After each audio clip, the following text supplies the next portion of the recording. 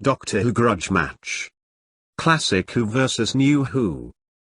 It's time for a grudge match, the series that pits one aspect of Doctor Who versus another aspect of Doctor Who. This time around, it's the big one, the classic series versus the new series. In the red corner is classic Doctor Who, the series that ran for 26 years and was the defining science fiction adventure series of several generations. In the blue corner, there's New Who, the sci-fi soap opera spoof series that has already lost most of its audience, and its credibility, after barely 10 seasons but nonetheless still retains a hardcore audience of skiing fangirls and sad middle-aged men who refuse to admit this dumbed-down kiddie show is not aimed at them anymore, and hasn't been for about 29 years now. But this is my video, and my grudge match, so which one is best? The classic series of Doctor Who is my favorite television series of all time. From the William Hartnell era, a remarkably ambitious and intelligent program that belied both its budget and the time it was made, into the era of Sylvester McCoy, a time where the program was under constant attack by the media and its own broadcasting corporation, and yet responded to this abuse by delivering one of its most imaginative, creatively inspiring and just plain awesome eras, ensuring it went out with its head held righteously high. Classic Who remains a joy to behold. The original show went through many eras, from the action-heavy Pertwee era to the gothic horror and imaginative irony of the Tom Baker era, the single greatest period of the program there ever was or ever will be, and beyond. But many things remain the same throughout those 26 years. The show is a series of serials. The Doctor is an asexual alien with an uncanny resemblance to a British gentleman from the Victorian era whose primary interests are exploration and the thrill of adventure and discovery, and who has an entirely platonic and in most cases paternalistic relationship with all of his companions.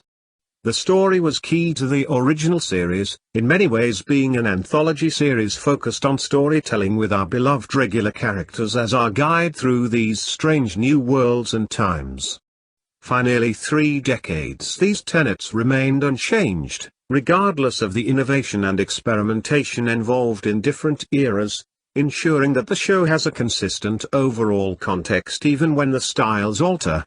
Survival, the very last Classic Who story, feels fundamentally connected to an unearthly child, the very first story, in spite of the change of leads and times. Was it always perfect? Of course not. Nothing is. But whatever the pitfalls or flaws of individual stories, the show always pulled back because its central concept and those central beats made it a program where jumping the shark simply wasn't a realistic option anyway. You would have had to have completely remodeled the program from its DNA on upwards to ever destroy Classic Who. The eras of the 1st, 4th and 7th Doctors may be my favorite, but I love all eras of this program and can give Classic Who nothing less than a full-on A+. And then there's New Who. From day one it is clear that New Who was going to be a very different kettle of fish to the original. The core premise was similar, but beyond that little else was.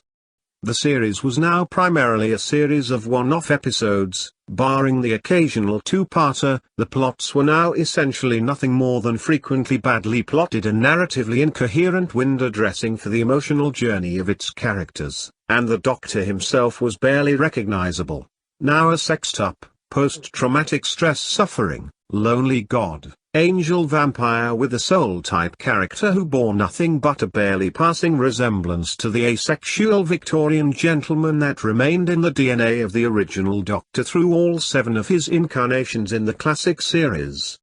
The name was the same, and the series clearly desperately wanted to sell itself as the official continuation of the original program, and yet as time went on it became increasingly clear that the program was more of a spin-off parallel universe parody than anything else, and was also aimed at a massively different demographic than the original.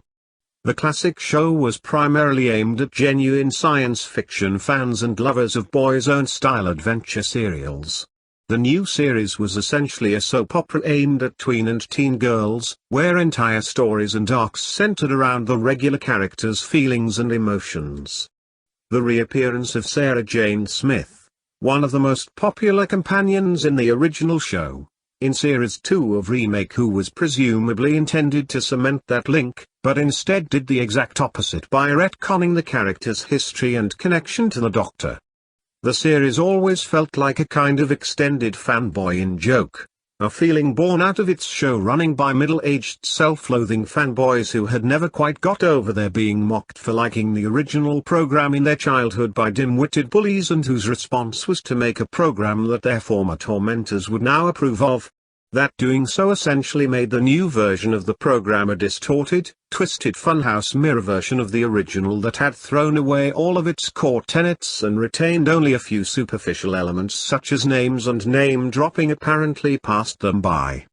As the era of the second New Who showrunner, Stephen Moffat, a particularly painful and odious example of the smug self-loathing fanboy who increasingly turned that inner resentment onto his own audience for increasingly refusing to buy into his bullshit, continued, so too did the pain of fans of the original series, still desperately hoping that this modern train wreck could be redeemed and somehow made into something that actually resembled its former self again. The last shreds of such hope were finally pissed out of existence in 2017, with the great castration and the announcement that the show was now going to be renamed Nurse Who, because having a male lead is, like, so sexist and everything, even though it's a male character, and the utterly disgusting revisionist character assassination of the classic show's original hero in that year's Christmas special. Moffat spraying one last shower of contemptuous shit at classic fandom on his long overdue way out the door. New Who is not only demonstrably not the same program as the original, but it is also, when you cast aside the hype and the hoopla and the forced nostalgia, just not a very good one, period. I give New Who a thoroughly contemptible F. The winner of this week's grudge match can only be classic Doctor Who. Accept no substitute.